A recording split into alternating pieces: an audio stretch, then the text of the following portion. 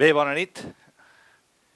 Jo em dic Jordi Jubany i us he vingut a cantar alguns romanços. Fixeu-vos que això dels romanços, a mi particularment, m'agrada més que venir a cantar altres coses. A veure, que també estan bé, no? Digue-li narracions, digue-li contes, poemes i tal. I per què?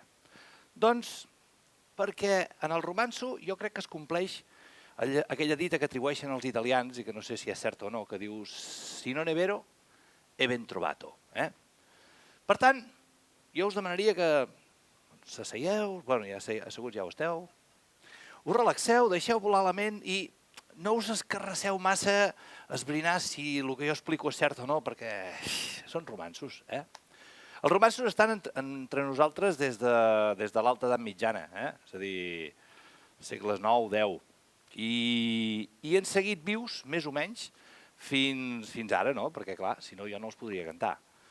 O sigui que han superat el naixement de la premsa escrita, la globalització, internet i tot. I jo penso que, sincerament, que és una mica, no pel que expliquen en si, sinó per l'art de sentir explicar les coses així de primer pla.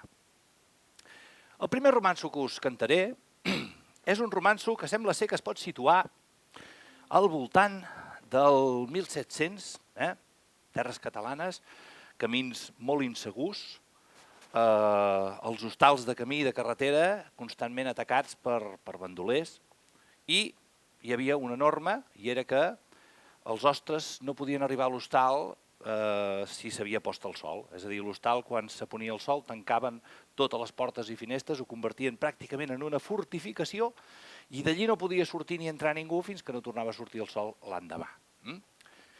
Doncs, en aquestes circumstàncies, concretament a l'hostal de la Peira, que és el títol del romanço, arriben, quan ja estava tot tancat i barrat, pom, pom, pom, truquen a la porta, qui deu venir aquestes hores?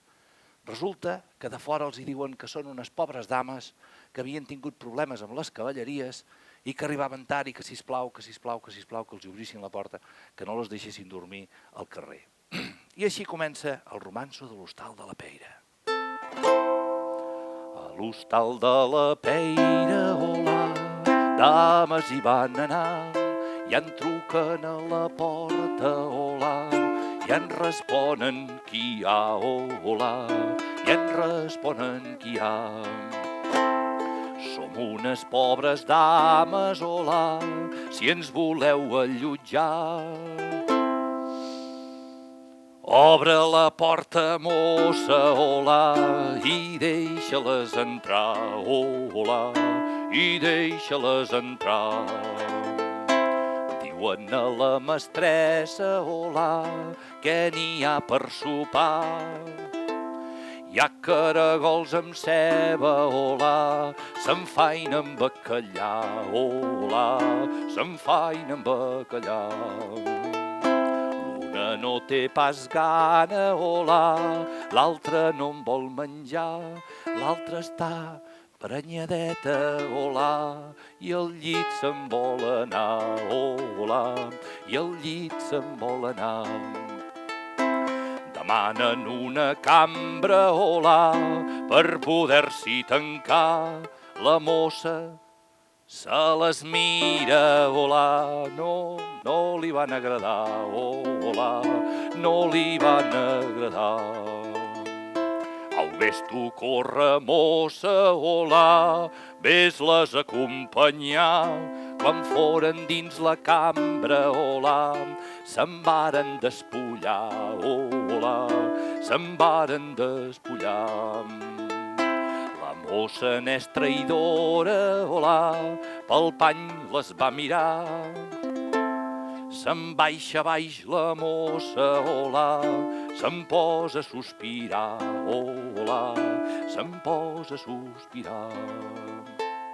Fixeu-vos, la mossa se les mira d'entrada i allò no li va quadrar.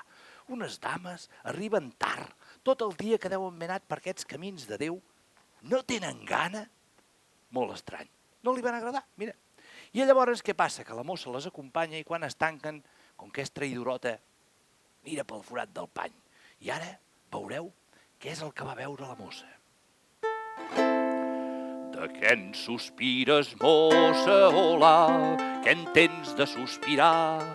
Què haig de tenir, mestressa, hola, que ens en volen robar, hola, que ens en volen robar. Porten calceta curta, hola, pistoles als costats.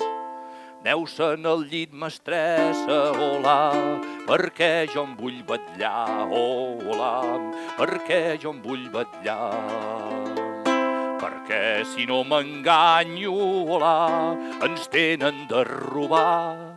Al llit va la mestressa, hola, ella a l'escó s'està, hola, ella a l'escó s'està. Això sí que era una mossa entregada, perquè al cap i a la fi era la treballadora. Però mira, la mestressa va dir, va, estàs carregada de punyetes, jo me'n vaig a dormir i ja t'aclariràs. I efectivament, tenia més raó que un sant la mossa. Les 10 foren tocades, hola, i els lladres van baixar.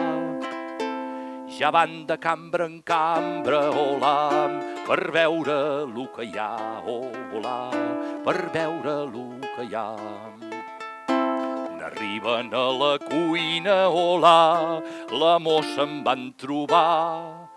La mossa n'és traïdora, hola, ronca que roncaràs, hola, ronca que roncaràs. Se'n feia la dormida, hola, damunt d'uns sacs de blat. 3 gotetes de cera, hola, al pit li van tirar, hola, al pit li van tirar. La mossa n'és traïdora, hola, ronca que roncaràs. L'un lladre diu a l'altre, hola, ben dormida n'està, hola, ben dormida n'està. Un braç de criatura, hola. El foc ne van tirar. Qui és despert se dormi, hola. Qui dorm no es despertarà, hola. Qui dorm no es despertarà. I això s'ha d'explicar, perquè si no, no s'entén el romanço. Any 1700, penseu que les creences de bruixeries, encanteris i coses per l'estil estaven a l'ordre del dia. I entre aquestes creences n'hi havia una que està documentada per Joan Amades, que deia que si tu llançaves al foc un tros de carn morta, doncs el fum que desprenia aquella carn era com a narcotitzant. Diguéssim que a la gent que hi havia a la masia o a l'hostal, que estaven dormint, els que estaven desperts els adormia i els que estaven dormint encara dormien més profundament. D'una manera atàvica, era com si el fet de cremar una cosa morta atensés a les altres persones en un son proper a la mort. I per donar un altre tom de rosca a la cosa, ja sé que és una mica gore, però bé, doncs a veure, és molt fàcil. De totes les carns mortes, quina és la carn més morta de totes? No? Molt senzill, la carn que mai no ha nascut. Per tant, la carn, els bracets dels infants que ells anomenaven albats, infants que havien nascut morts. Llavors hi havia un tràfic important, sobretot entre els saltejadors de camins i els que entraven a les nits als hostals i a les masies, d'aquesta mena d'articles tan de mal gust. I ara entendreu per què llencen un bracet de nen al foc. Molt bé.